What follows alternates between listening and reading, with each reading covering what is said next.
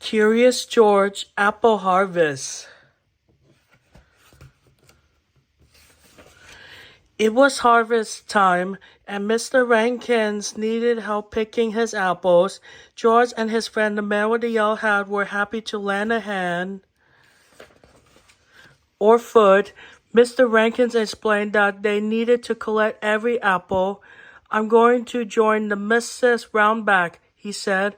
"Once you fill that cart, you can unload it into the washing trough."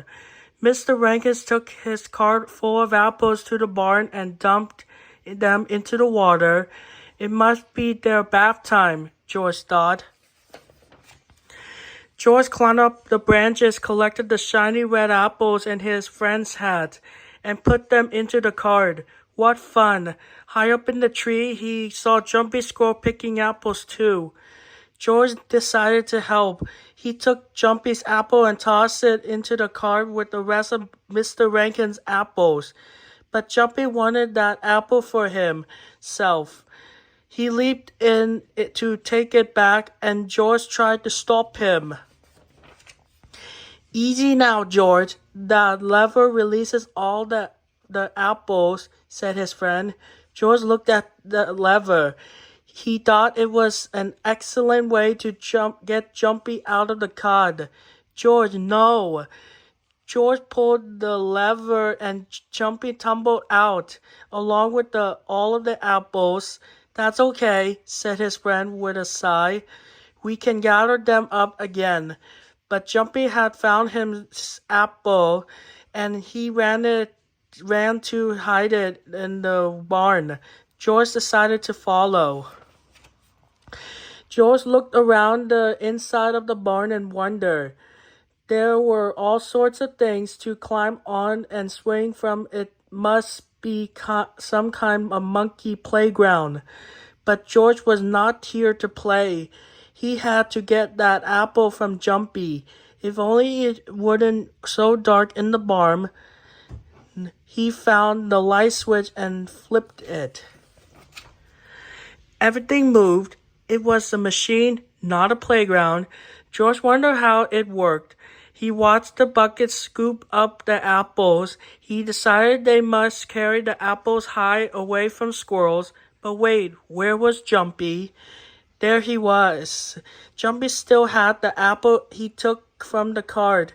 George chased Jumpy, grabbed the apple, and threw it into a bin high out of reach.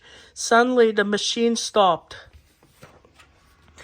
George found the bottom and pushed. The machine started again. This time, all the parts started working, including the moving belt.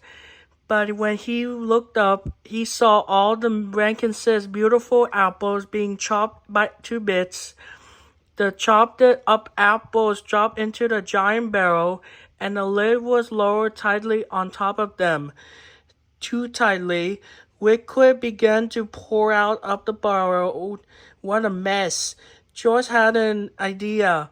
He ran up and put his mouth under the liquid. It tasted good, a lot like apples, but there was too much of it. Luckily, he saw some empty containers. George scrambled to put the containers on the moving belts fast enough to catch the liquid. Then he looked down at the end of the belt and saw the containers falling onto the floor. Uh-oh! George ran to catch them. Then he needed to stop the machine. Soon he had filled all of the containers, but the golden liquid continued to pour out. He looked around for another container and saw a big pair of rubber boots. As the last boot was filled, the liquid stopped pouring out and the machine stopped. Phew! The farmers and George's friend appeared in the doorway.